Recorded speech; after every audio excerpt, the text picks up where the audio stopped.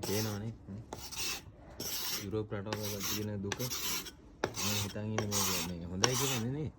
යුරෝප රටවල තේරෙනවද මේ අයිස් බැඳලා තියෙන තනිකර ග්ලාස් වල යුරෝප රටවල ඉන්නේ සැපනේ හිතන් ඉන්නේ සැපයි කියලානේ සැප කන්නේ උදේට මේ උදේ පහන්තර ඇඟිලි ගල් වෙලා තියෙන්නේ එනවනේ තියෙන දුක මොනවද කියලා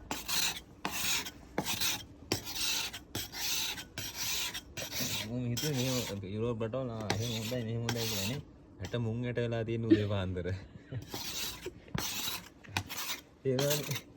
මේ දුක තමයි තියෙන්නේ හැමදාම දැන් සැපද දෙසැම්බර් වෙනකොට මීට හපන්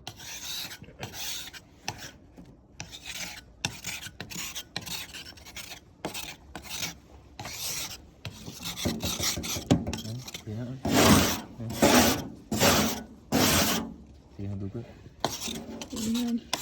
ඉතින් දුක